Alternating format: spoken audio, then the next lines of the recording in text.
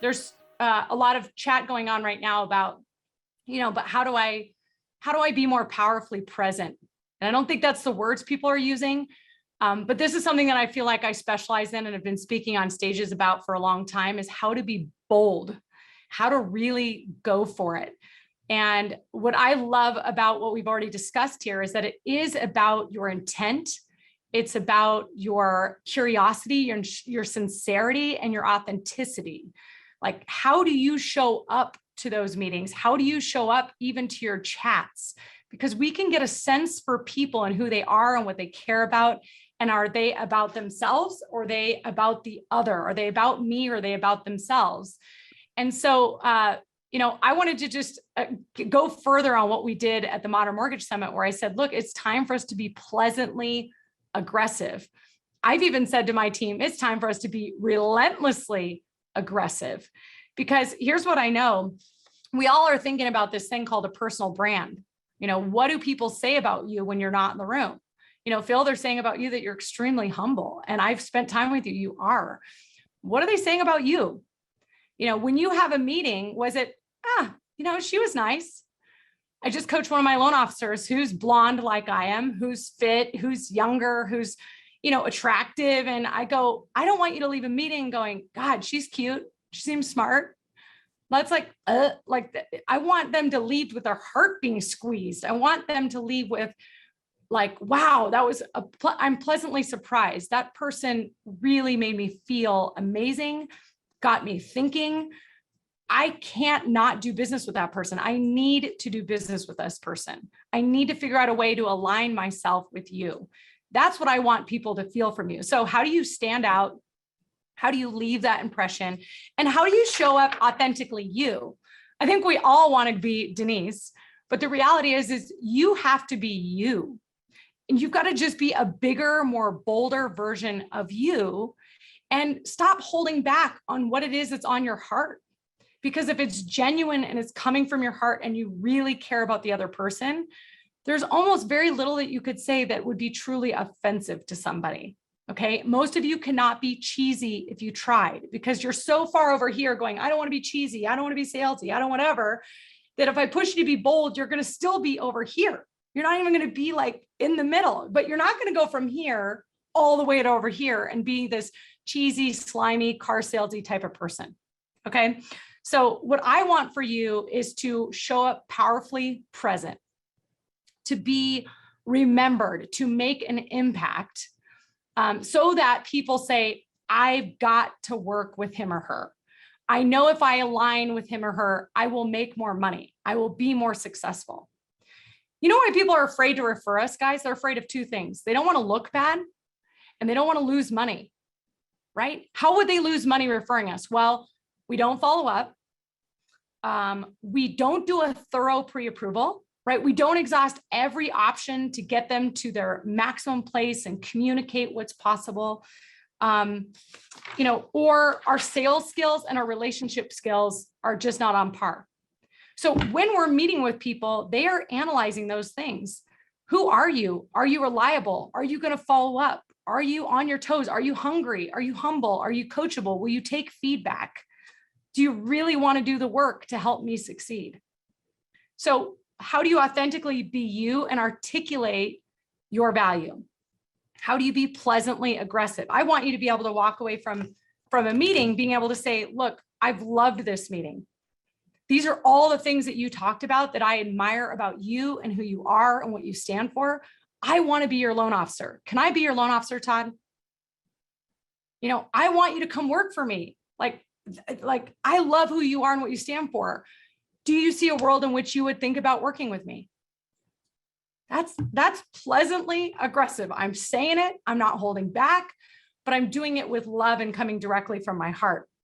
I want you to be able to say to a realtor, look, I'm hungry. I'm able to take feedback and I want to help you make money.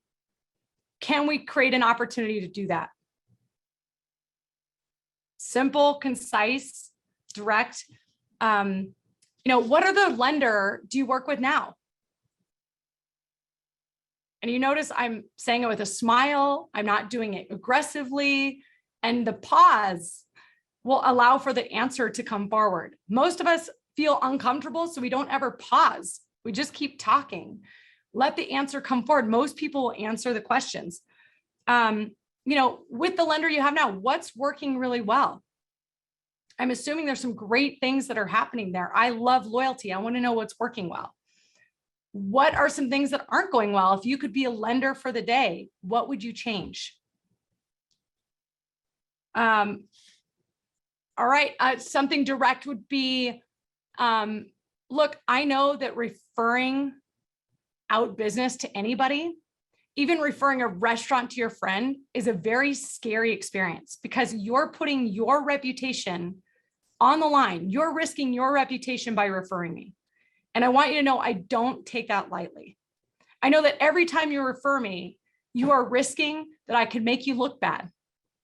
Maybe through poor follow-up, bad listening skills, not really building a relationship and being about that other client. Maybe just dropping the ball or closing late. Those are all the things that I know people in our industry do, and it's a risk every time you refer somebody. I also know it's a risk that when you hand out a referral, that's like a $10,000 commission check. And if you hand it to the wrong person that doesn't care for it the way you're caring for it, you could just lose money.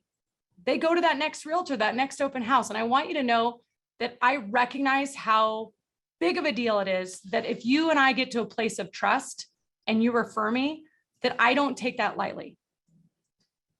So as I pause, I want you guys to think, am I saying things like this? Am I showing up to that coffee meeting or that lunch and learn experience that I just landed because of Denise's script and saying things like that? If you're not, you're probably like most loan officers, because what I know is most loan officers are buddy selling. They are just being outgoing and charismatic and friendly and there and hoping that over time, they will figure out who you are and what your character is. Because yes, people do select you because they like you. They stick with you because you deliver. But at the end of the day, it's about your character and who you are. So I do a process, and I'm going to invite you guys at the end of this to do this with me.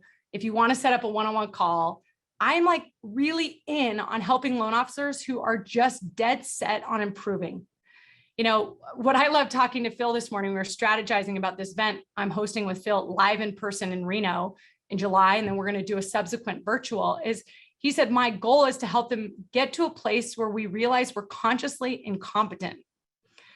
Like if you become aware today, like, wow, my scripting is here, then what are the tools where you start becoming consciously competent, where you start going, oh, just like Deborah saying, it's OFQ, here are my strengths. I love that process as a coach more than anything. So I've got a loan officer and she said, yeah, Shayla, I'm not saying the things that you just said. I'm not being as bold. I said, yeah, you're hoping that people go, gosh, she's cute and she cares about customer service and she'll really hold their hand. And gosh, she really knows loans. I need her. I have to have her. That's not going to cut it. I would hope that if you're a professional in this industry, you really, really care about your clients. Otherwise, get out. Right? I would hope that you really, really are going to hold people's hand and stay with them through the whole process. I really, really hope that you know how to do loans and technically be strong. Most of us are showing up to meetings going, this is why people refer me. No, they've got to feel like this person is going to solve my problem. So how do I do that? First of all, in the meeting, I'm asking so many questions. You want to talk about genuine curiosity? My husband laughs because you get with Shayla Gifford, and I mean, it's question. Like, I really want to know who you are and what your strengths are and what you care about and what your experience has been and where you want to go. Because I can't propose a solution. I can't decide if I want to be your partner or do business with you or be all in if I don't know who you are. So then after I've done that, then the pleasantly aggressive part is articulating who I am and how I can help them. Okay. So one tool I use is called the Strength Finder. And so you can go to Gallup Strength Finder and spend $20 and get this done for you. Take a 45-minute assessment and it'll spit out your top 5 strengths. So I just exposed you, Allie, but I was coaching Allie, and these are her top 5 strengths. Okay. She's futuristic. She has belief, responsibility, positivity, and developer. Now, those words might not mean a lot to you, but you go through this long report, 7 pages, and it really describes what those attributes mean, what those strengths are. The first reason you do this, guys, is because nobody is standing in your bathroom every morning and in your cars you're driving and going, Deborah, you're amazing. You can do this. You can get through any challenges. I know you're anxious about the big phone call today, but you are competent. You are capable. You are strong. I'm sorry. I would love to be in all of your offices and do that every day. I seriously would, but you better be doing it for yourself. So first, it's for you to remember, I am strong. I am powerful. There are characteristics in my character, who I am, that are going to make me the best partner for you. Because if you don't believe it, don't show up to the meeting. You've got to believe you're the right fit. Then second, you have to be able to articulate to somebody else in a way of why do they care? Why do they care that Allie is futuristic? How is that going to solve their problems? What does it even mean? So Allie, being powerfully present and pleasantly aggressive, would say, listen, I can't even tell you how much I've enjoyed this meeting. In fact, she might even have her hand on her heart because she's speaking directly from her heart. Like, I really appreciate your positivity. I love your goals and what you stand for. I love how gritty you are and that you're willing to do the work. And I know that when you refer somebody, you want an equal partner that's just as in as you are. And I can tell you, that's me. I am so in, especially with somebody like you, because I'm very careful about who I go into business with. You know, one of the strengths that I'm proud of is that I'm futuristic. I'm always thinking ahead. I'm thinking for that client 2 or 3 or 4 years down the road. I'm thinking 3 or 4 or 5 months down the road. How do I prepare them on this pre-approval? How do I overcome their fears? How do I set them up so that we have the right goals being met, or that we get the offer accepted? I'm thinking about your business constantly and futuristically thinking, what can we do to be better together? I'm also like crazy responsible. And I just have to say it because sometimes I wait and hope that people figure this out. But the truth is that if I say I'm going to do it, I will do it. If I tell you I will call you back at 4 o'clock, I will call you back at 4 o'clock. If you don't hear from me ever, it's probably because I got hit by a bus. I'm like that committed to being a reliable person. And so I'm going to be straight up with you in my commitments. I'm never going to overcommit because I take responsibility for what I do commit and performing.